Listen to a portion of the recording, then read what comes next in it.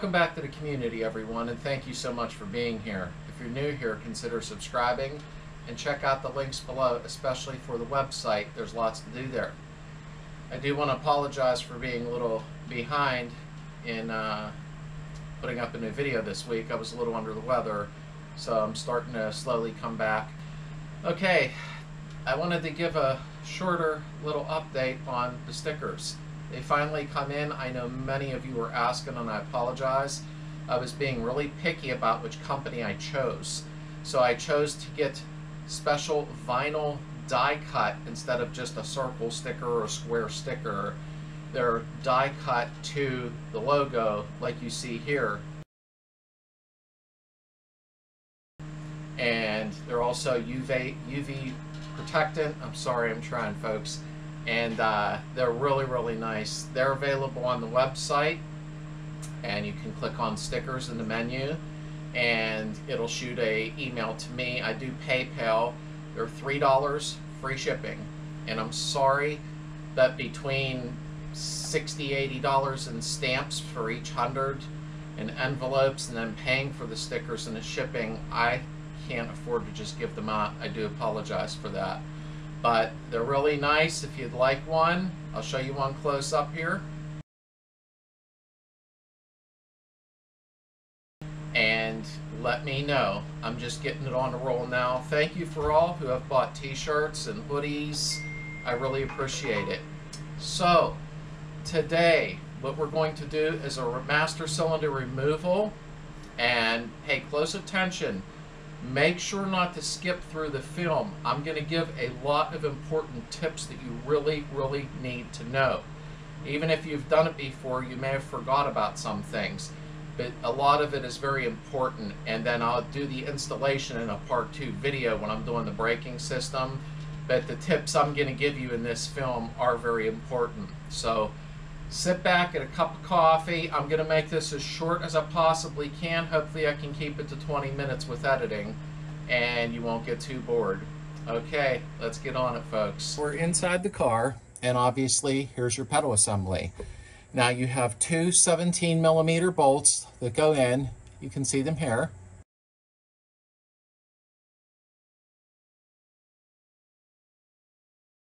And you're going to want to loosen those up. I'm going to use a 1/2-inch ratchet. You want something with a little beefiness to it. 17mm, and I got a 6-inch extension on it.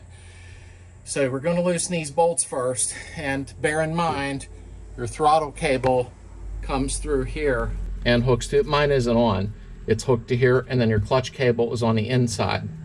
So let's break these loose and see how hard it is for those to come out. I don't think they've ever been out. So let's get on those. Okay, I'll speed the film here.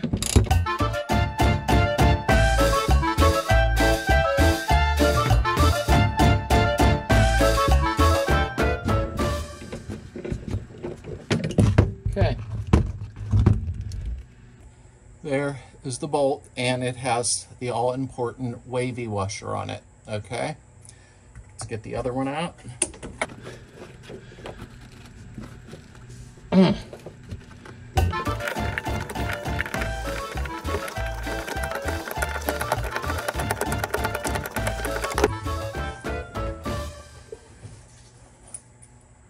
And your second bolt.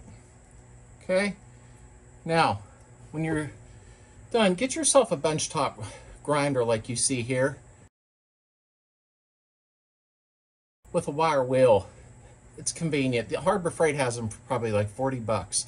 And that way you can clean all your threads up all the time and have the bolts move in and out nice and smooth. Okay, so you would be unhooking your throttle cable if it was here. Okay. Now you're going to pull. Oh, there's a lot of crap under here. This is a pain in the butt. Pull your pedal assembly out.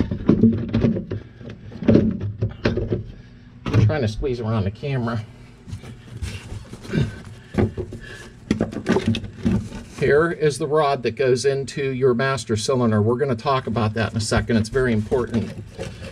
Okay. We got everything stuck here. This thing's been in here forever. Okay. Wow. I think we're going to pull this apart in another video and do a pedal assembly rebuild, showing how to take it apart, lubricate everything, and fix it up really nice. And we're also going to show you how to move the clutch pedal over further, the brake pedal over further, so your pedals are further apart for people with big feet. So, okay, we got that out of the way. Don't loosen them bolts yet, and I'll tell you why. Like I said, we are going to go ahead and disassemble these pedals completely down to the shaft. And I'm going to show you guys how to properly clean and maintenance these so that they look brand new again. We'll paint these all nice, and so they function brand new again, okay? And I might add a roller pedal because it frees up a lot of space for your foot. Just making sure you're in their line of sight. That way, with the roller pedal, it's just easier. But what I want to do is I'm going to install the kit where it pushes the clutch pedal out further. I have a double E width foot 12 size 13, and I screwed that up, but you know what I meant, a size 13. And I want to manipulate this away from the gas pedal and this away from the brake pedal, okay? And it'll be a lot more space in here, you'll see. Here is the important thing I was talking about. This rod, let me bring you in a little closer. This rod goes into the master cylinder. So when you push your brake pedal, it's pushing it forward, which gets the brakes to function. There is an adjuster nut on here to adjust this. Don't touch it. No, no, no. Do not touch the adjustment on this. If you do, when I'm reinstalling the pedals and the master cylinder in that video, I will show you the proper adjustment you should have. When I did the Super Beetle in the last restoration video, it was missing this completely because I bought it in pieces, the whole car. I had to adjust this, and it wasn't really that exciting to do because the brakes were building up pressure because it was a little too tight. So don't touch this adjuster. If it's fine, leave it alone. If not, I will show you how to do it, but leave that alone. But we are going to clean this all up and make it look all sexy and pretty again. Okay? All right, here's your master cylinder. This is where the gas tank was, okay? Now, you don't have to remove your gas tank to do this. Mine, it's just convenient because it was already out, okay? This is going to go for Super Beetle and Standard Beetle. On the Super Beetle, I did a previous video, and you have to go through the inner well. But the reason I'm showing you this for Super Beetle also is it's the same setup. Okay, the brake lines might be slightly different, but not much. For the Super Beetle, it'll just be going through the inner well. So first, I'm going to get an 11mm wrench. Should use a flared wrench, but I don't have one in 11mm. It's a really odd size. I'm going to see if these brake lines will break loose. I don't know. They've been on here since new in 1968. I'm trying to save these brake lines, not for use. I bought a brand new brake line kit, just like you see here.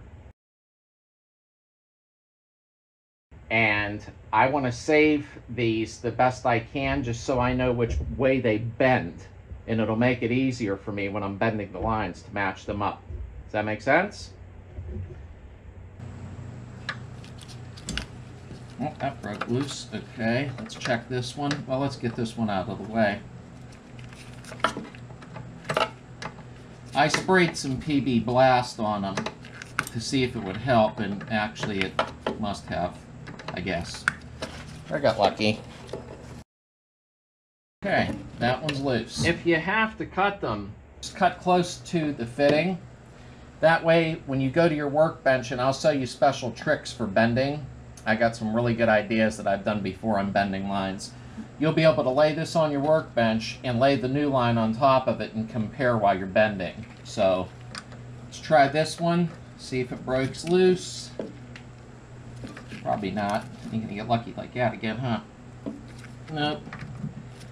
I already sprayed it, So I'm not going to just keep... Oh, wait a minute. Oh, well, it broke loose.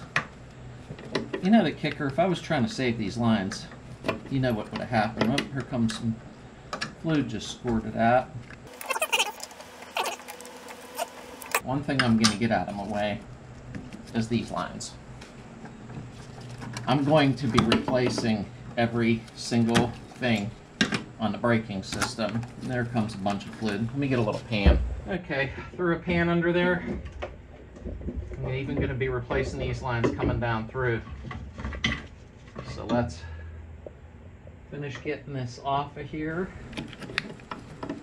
And okay, it broke free, the fitting from line. Like that. Okay. All right. Let me get this one out of the way here. Okay. These, I believe these just unplug if they're the same as my Super, and they should be. Yep. Now, one thing I'm going to stop and do a minute. I'm going to wipe these off because there is absolutely something that I can't remember if these go on in a specific order, and I'm having memory block right now, so it can't hurt to mark them. Trying to get the rubber boots out of the way.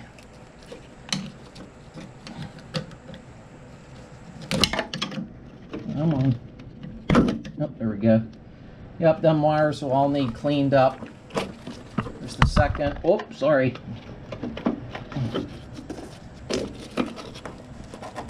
And there's the third. They're just regular connectors, as you can see. Just pull them off, and you're going to end up taking the plugs and pulling them back and cleaning the connectors up really nice. One more line to go, and that will be here.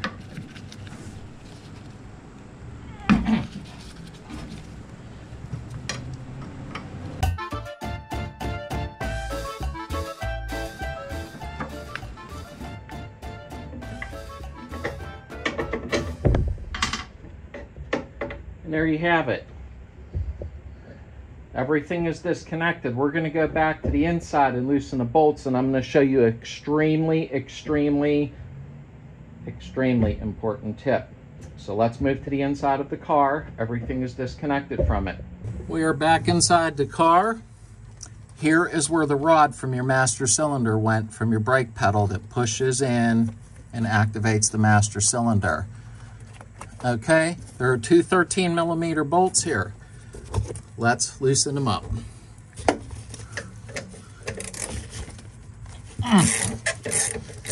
I grunt a lot. I'm not sure why I do that, to be honest with you. Trying not to get in your way, but sometimes it's a little difficult to not get in your way. I'm going to show you something very important once we get this master cylinder out of the way. Very, very important. Always important stuff, huh? But it's the things that keep you from making mistakes later and saying, Slade, why aren't my brakes working? Or why did I just lose my brakes going 40 miles an hour and something terrible happened? And I'll show you why in a minute. Okay. We are going to pull the master out of the way. You're removing the 13mm bolts only halfway, just enough to where they unbolt out of the master cylinder.